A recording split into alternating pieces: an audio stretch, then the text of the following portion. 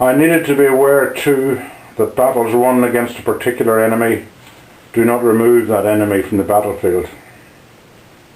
However, I had the knowledge, in the memory of the battle won, that I had the resource to continue winning it. In the beginning, my former mistress occupied a position on my right shoulder from where she could chirp in my ear, sometimes vindictively, sometimes seductively, sometimes threateningly. It was necessary to put in the hard work to protect myself. It is unclear to me whether she is a mastermind, coordinating attacks and sending particular enemies to attack at particular points in time, or whether each enemy represents a separate entity. Although I favour the view that she is the ultimate enemy, using others to suit her purpose, what is more important is to remain awake, aware of the potential for attack.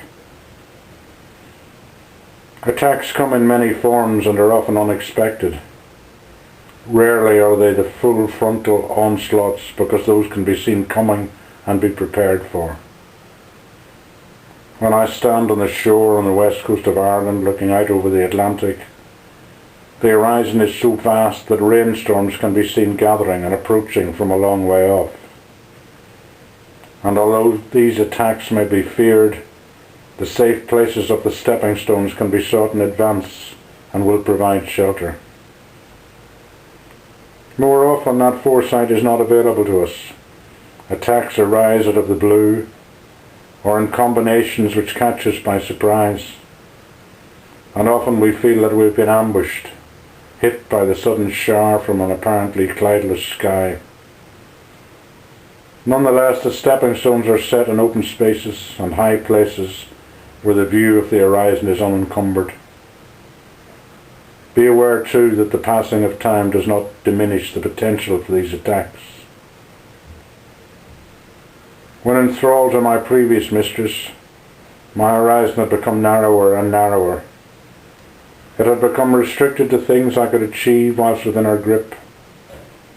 It had become a frantic battle to keep things the same in a world which is constantly changing. And the insanity was in believing I could do that. Thus I was drawn further and further into an imaginary place. The imagined had become real, and the real had become imaginary. From time to time she will send me an enemy who tries again to draw me into that restricted place. An enemy who persuades me that demons are gathering round and that I need to withdraw.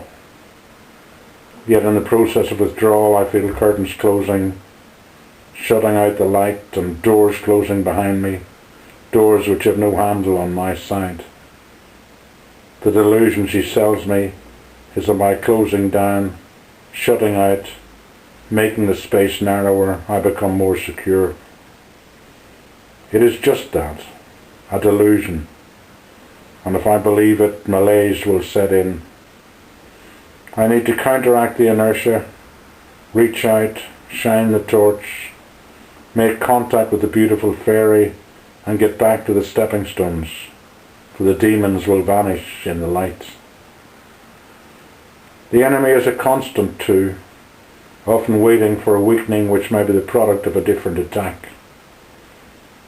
Perhaps the sort of subtle attack which creates illusions of warm pools in which I can relax, luxuriate, float on the surface, or sink up to my armpits. Pools in which gentle bubbles rise, stroking me and comforting me, and as they burst they feed me with subtle words. It's not my fault. It's all their fault. It's not fair. Why me? But if I stay in the pool too long, I'm overcome with lethargy. My skin starts to wrinkle, and eventually I will sink beneath the surface. An attack by a seductress who would sell me the benefits of the moral high ground, a plateau where the sun always shines and life is deck chairs and ease and soft drinks and warm glows. But I am human and therefore fallible, and I would soon fall off my self-constructed, self-polished shining pedestal.